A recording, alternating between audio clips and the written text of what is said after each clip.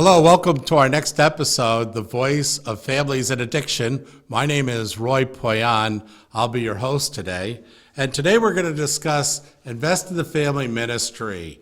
It's a review of spirituality for the families and their practice as a family as they address the issues of addiction.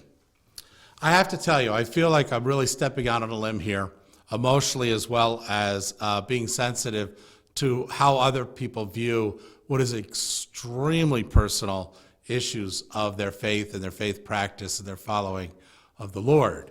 But if you will just afford me this one luxury and allow me to just present a thought, it helps us to frame what it is that we're going to talk about. Because as we look at the voice of families, we're looking at the voice as an internal voice. How does the family talk to itself as individual family members about what they're experiencing in addiction? We need to be compassionate to ourselves. We need to be kind to ourselves. We're going to go through a lot of trauma in this. And in a sense, if we are practicing our faith, then it's likely that we know that the Lord is with us in each of these events that take place. And we might even want to consider that this is an opportunity, although very tenuous and difficult and frustrating as it is, it gives us a moment to reflect back on what we've been taught is our faith, is our spirituality, and apply it.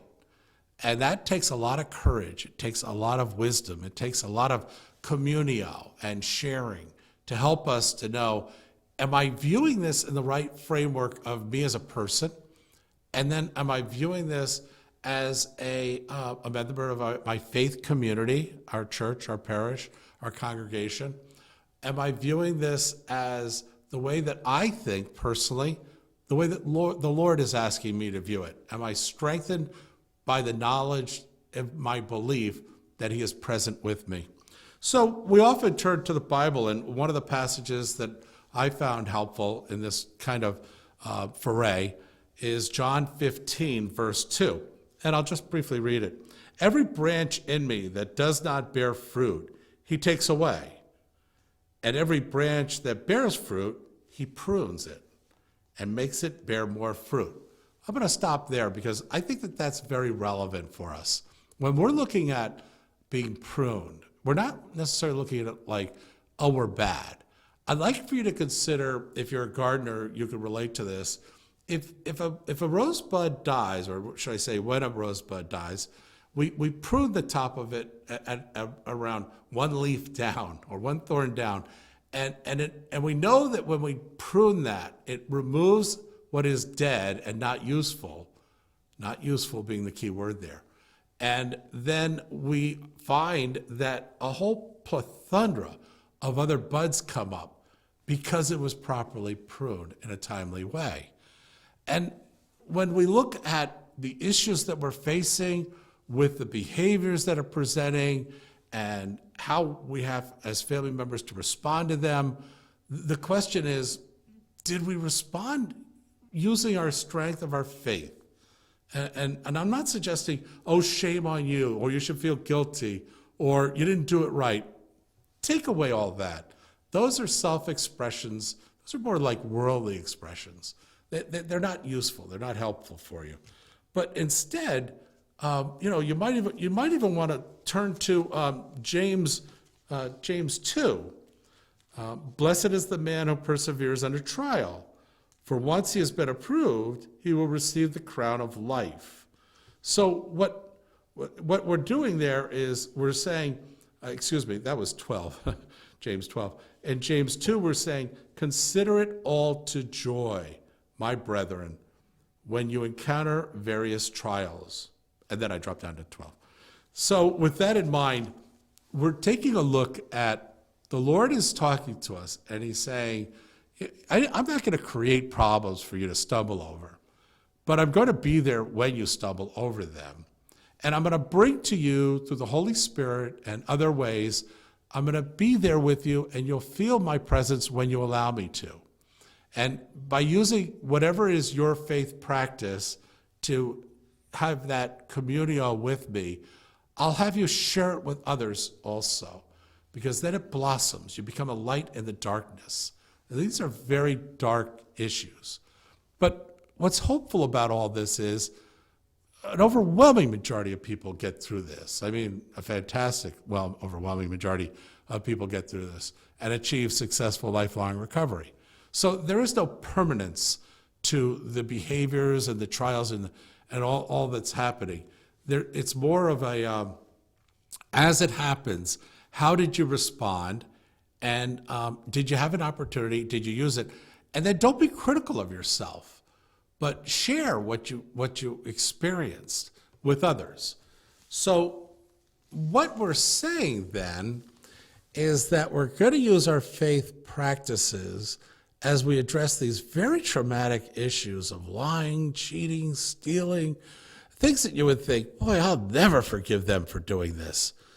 And now we're breaking apart the family. And it's not that we're doing it, it's that this disease is doing it. And it just, I mean, if I were the devil, I would create this disease because this is perfect for destroying things. And it does. So it's not a matter of did we let it happen? It's more a matter of could we, can we, should we, did we think about at the moment, and maybe immediately following if we didn't at the moment, what does God have to say about all this? How does the Lord want me to practice? Well, I'll be honest with you. If you're like me, when I have a community wrapped around me and I have people that I can talk to about my faith journey, when I'm suffering, then that just makes the suffering a little bit more easy to understand. It's still going to be suffering either way, and the pain will still be there. But for some reason, it's almost like the pain has a purpose when I've learned something new about how to come closer to God when I'm feeling so low.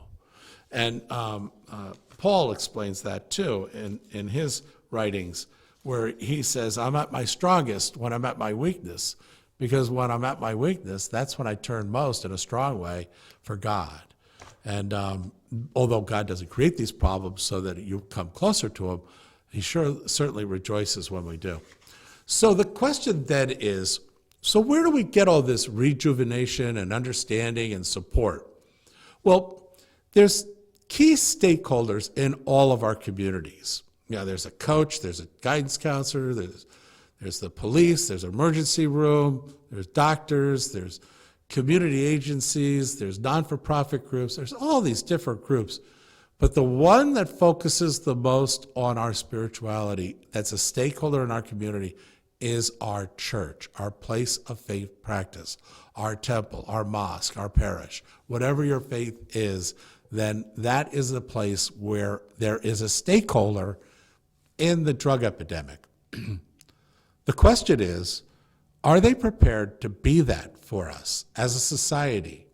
Well, somebody could say very easily, and it's true, and we want them to do this a lot. They offer meeting spaces at our churches for NA, AA, Alcoholics Anonymous, Narcotics Anonymous, and all the different categories of mental illness. It's fantastic because they're geographically located close to us, and we can get to them, and it's not a big interruption in time. We're there typically once a week anyhow, and people that believe in the same way we believe are also there. Then the real question is, are those our faith groups? Typically, they're organizations, which is really good, once again, but typically they're not our faith groups. They're not practicing our faith. They're occupying a space at our location. The challenge that I'd like to put out to all of us, and myself is included, is that we create a ministry in our churches specifically for the purpose of ministering to the families as they go through the trials, and it's a lifelong trial, of the disease of substance use disorders. So with this in mind, we know that the family gets impacted, but are we truly set up with a ministry that we can invest in them as a faith practice? And for the reasons that I think are more kind of like strategic or structure oriented, we don't have many like books that explain here's how you set up a ministry specifically for families that are going through substance use disorders and its impacts. So that's why Families Impacted by Opioids created such a program. Its title is Invest in the Family Ministries, Families on a Journey with Substance Use Disorders. And what it does is it helps for the parish, church, temple to go ahead and create a ministry and create a mission statement, create a vision, and create a philosophy based around the idea that we are, as a faith practice for our congregation and those in the community who choose to use us, offering this ministry here for families that are dealing with substance use disorders. And this document, actually this booklet, helps you to organize exactly that. Let's just kind of give this some air and take a look at what it does for us. Basically, we start off with the mission statement, the value statement, and other types of important areas. And then we actually have an organization chart. And from that, we have the opportunity to define the roles that each person will play. And so what we often find when we create a ministry is that we don't really have a document to hand a volunteer and say, listen, this is your role inside of this ministry. Will you do with this? Okay, this gives you just that. It gives you roles and responsibilities for each person in that org chart that I just showed you on your screen. So when you start to say, okay, well, that's great, Roy, you're giving us a role and responsibility, but how does that work? Well, what it does is it sits there and says to the person, you're going to be a volunteer, and we're going to invest in you as volunteers in this ministry first. Before we ever invite somebody to the ministry, we're going to have you as a volunteer grow in your faith, in your practice, so everybody in this ministry wins. So it's not just a matter of helping the family members that come, you're also developing and nurturing the volunteers. And here's how we do that. We've got the 7 habits of highly effective ministry volunteers. And we go through all 7 habits that will create for this volunteer a very substantiated position for themselves in being a volunteer. This makes them more effective and more confident to participate in the ministry. Believe it or not, this also makes the ministry more sustainable because it has more fortitude. It's just not something that people show up to.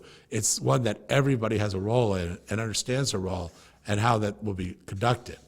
So then we sit there and we say, well, Roy, we don't understand an awful lot about the issues that a family faces when they're going through addiction, so as an impact to the family system. So how are we going to have a meeting if we're not clinicians? And what I'm saying to you is you're a believer in your faith practice, and that's what you're going to share. You're showing up in their lives, and that means everything. What I've just described for you is the element of hope, and that's your role. You provide hope. You have a time, a location, a meeting agenda.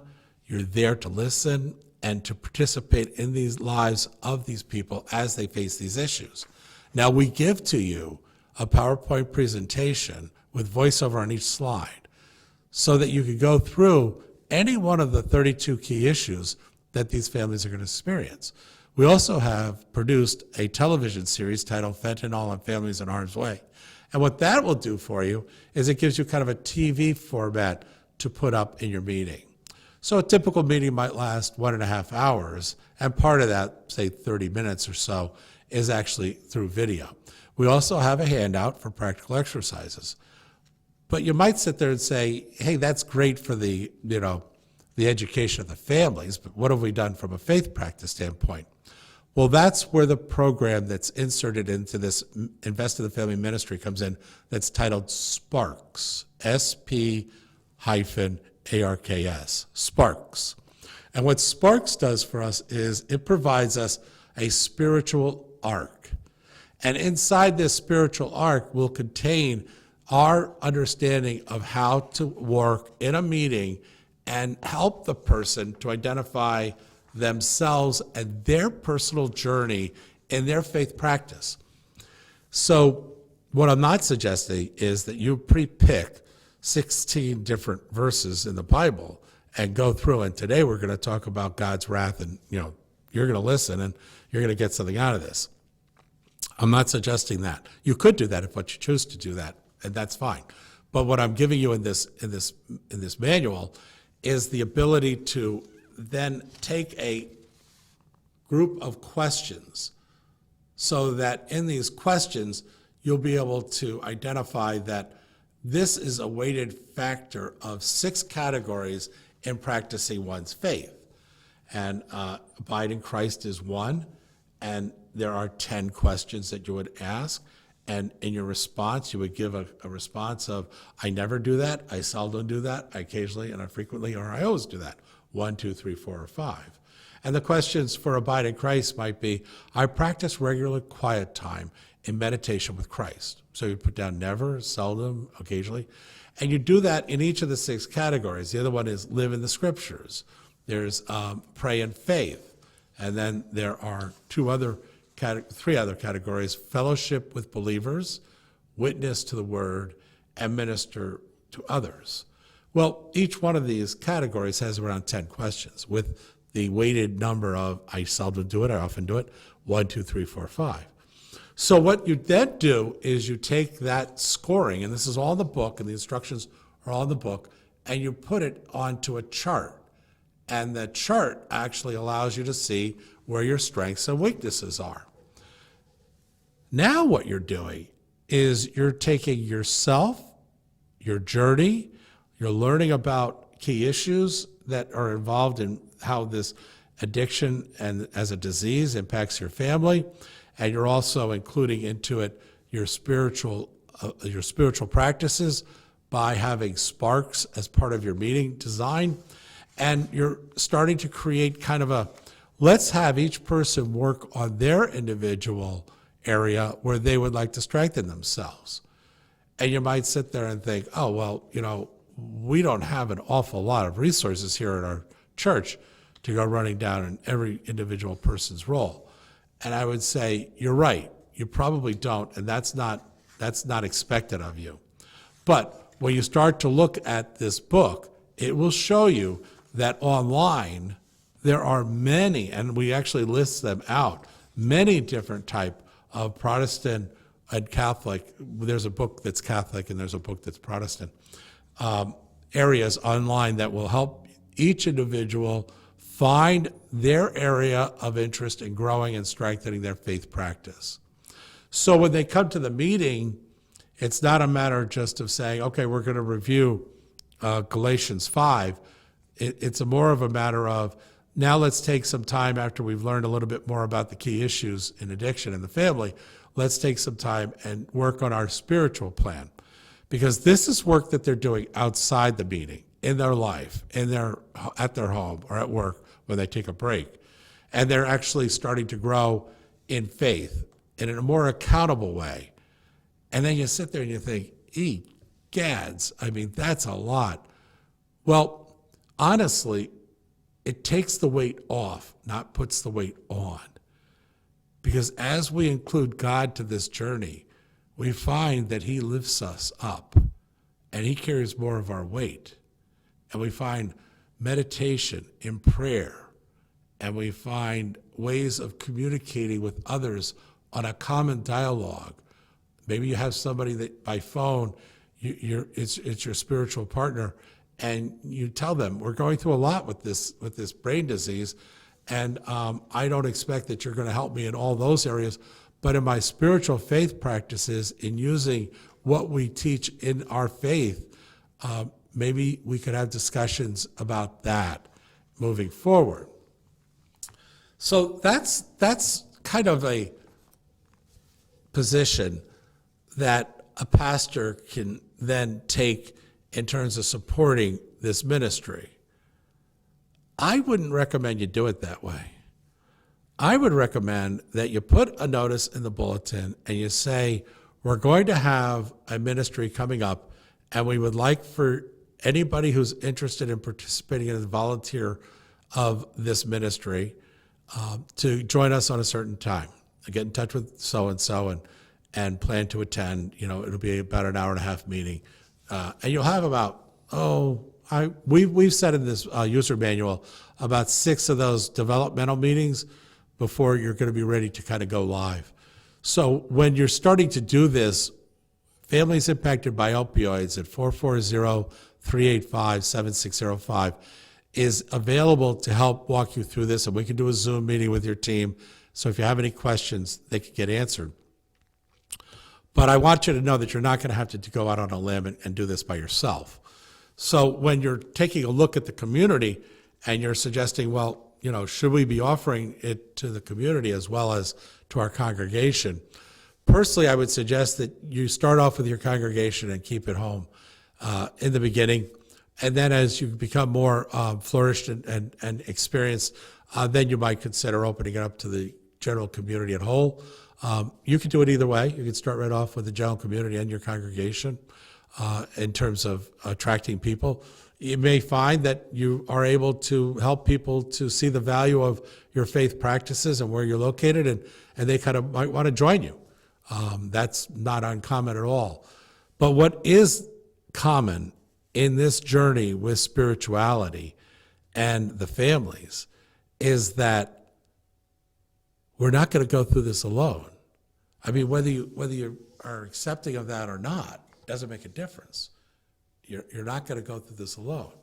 The Lord is with us on all of these things. Whether we're with the Lord or not, that's a personal decision.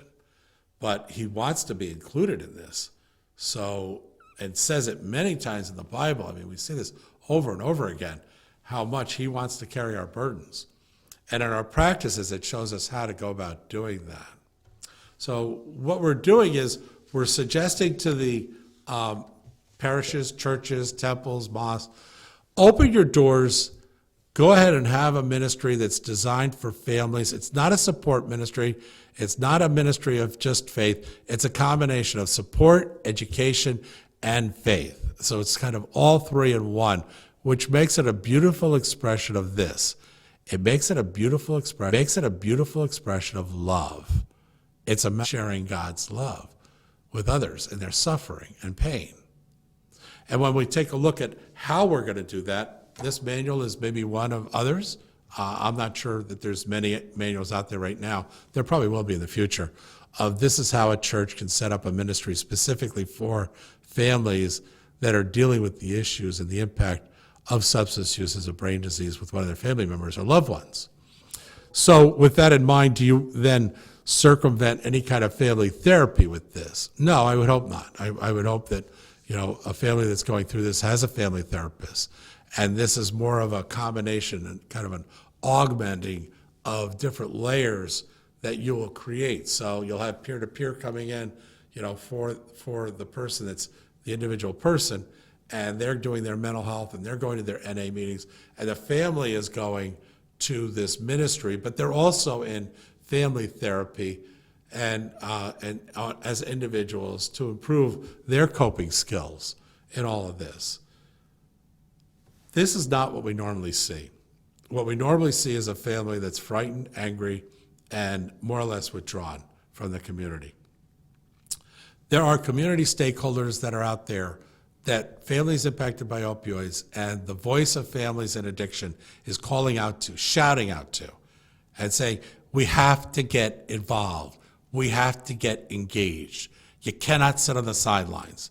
If you're a coach, you cannot sit on the sidelines, okay? If you're a guidance counselor, you can't sit on the sidelines. And somebody might say, hey, wait a second. We're dealing with this. And I'm saying thank you for that. Now we want to kick it up a notch or two, and we want you to help us to get the family members, which typically do not come out for education and support, to get the family members so that they are accountable and interested in getting this level of sharedness in their lives. Because this is going to make a difference. We know that if we can educate and help a family in their knowledge base of what they're going to face, how they can respond, and who's here to help them, that in itself will beat back a lot of areas that are ruining our society, our community, and our families. It's a matter of uniting ourselves around one thing. That one thing is the family. And the topic is recovery. The topic is not addiction. We should not be chasing after the topic of addiction. We should be always chasing after and mentioning and growing into recovery, because recovery is hope. Recovery is real. And the addiction is more or less temporary, although some people do have long-term addictions. But typically we find, there's a span of maybe somewhere to 10, maybe 15 years where they do eventually come out of it. And when you're on the other side of that, there's a lot of damage that's done. A lot of trauma has been experienced, and that requires forgiveness. It requires compassion. It requires love. And because of all of those, we find them in our faith practices. So let's laminate our experience with this by using our faith practice. Let the churches come to the table and set up ministries. Thank you very much. Once again, my name is Roy Poyan, and I welcome anybody that would like to call and talk and give your voice. If you'd like to be on this conference and this episode, next episodes, please give me a call, 440-385-7605.